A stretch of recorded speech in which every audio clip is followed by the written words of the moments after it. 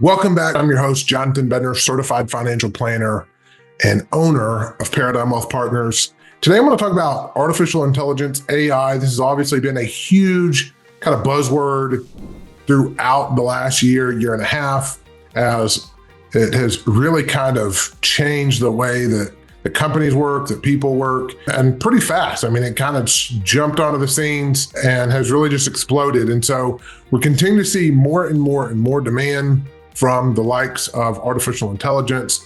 And it's really starting to take hold in society, in the way that we use it. There are more and more applications that I know of in our industry and other industries that people use it. And I actually want to use this as a way to kind of just be thinking about it. Obviously, there's a really prominent investing theme right now, and you're seeing a lot of money being attracted into artificial intelligence and AI, and that being the future. And I do think there is a lot of future there, but it's easy to kind of see, oh, the tech bubble and the dot-com crash and the hyper kind of growth that we saw on a lot of those dot-com stock names. And then a couple of years later, they came crashing down. I'm not here to say that I believe AI is going to come crashing down. There will obviously be winners and losers, but AI is here to stay, and it is doing things that we've never seen done.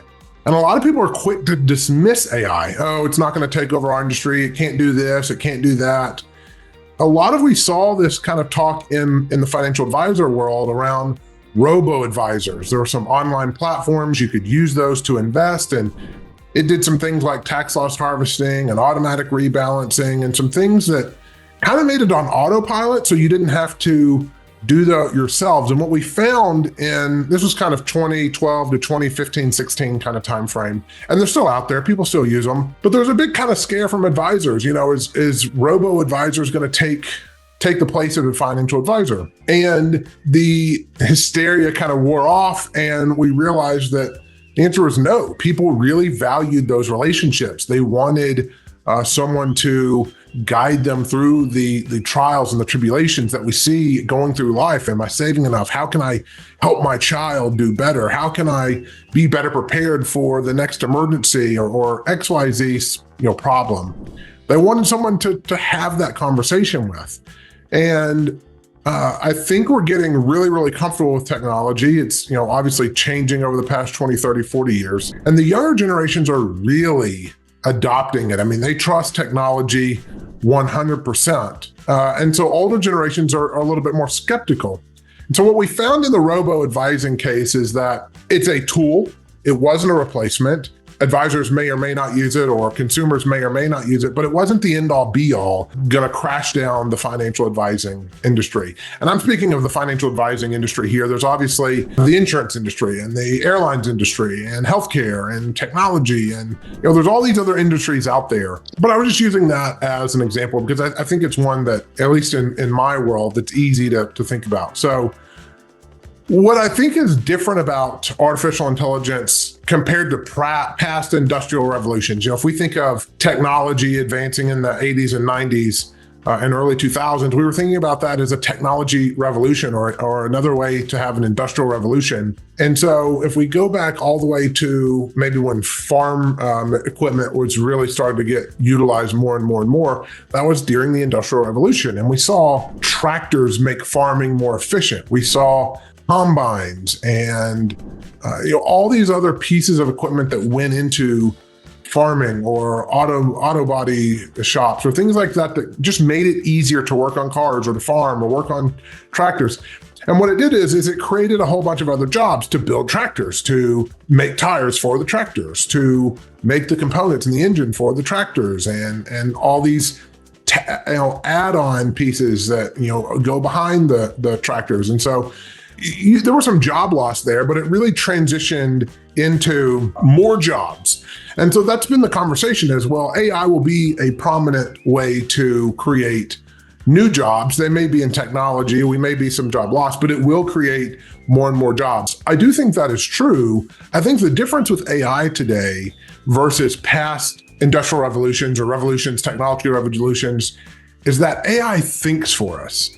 And in the past, there wasn't a revolution that did its thinking. It made our work easier, it made our lives easier, but it didn't necessarily do our thinking for us and didn't exponentially increase its ability to think and learn. And so I do think AI is different. I do personally think AI is going to change a lot of people. And if you go look at the port strike that just got announced this week, they're saying, we don't want to lose our jobs to automation. And you should come together as a union, as a group, and protest in order to fight the automation. I support the livelihood and them wanting to have their jobs and protect their jobs, and they have families and their communities. But automation is coming to every industry. Automation has been around a lot of places for a long time, but we're seeing it almost hockey stick up, where it just gets bigger and bigger and faster and faster. And so I do think we're going to have some job losses. I do think there'll be jobs created from automation and from artificial intelligence, but I just think that it is really, really interesting to think about kind of this industrial revolution that we're living in and we talk about every day. And this is the only one, to my knowledge at least, that does the thinking for you. And so I think that there's some things at risk. Now, as an investor, it's really, really exciting. There's new technology coming around. There is new ideas being created. There are new artificial intelligence being created. We're really close to autonomous vehicles. And it was just 5, 7, 8 years ago that, everyone was kind of laughing at that and thinking we're 20, 30, 40 years down the road. I think it's happening faster and faster and faster than we realize. I do think there's a lot of benefits here. I think it's going to make healthcare better. I think it's going to make, manual labor better. I think it's going to help some of our decision-making and understanding better, but it's going to have some negative impacts as well. So I really just want to kind of spend some time talking about that. And I don't think it's something to be scared of, but I think it's something to be aware of. And the way that you use artificial intelligence and not be left behind is to get comfortable with it, to understand that this is the way technology and revolutions happen, and that it will have a positive income for society as a whole, but it's not going to be necessarily totally easy.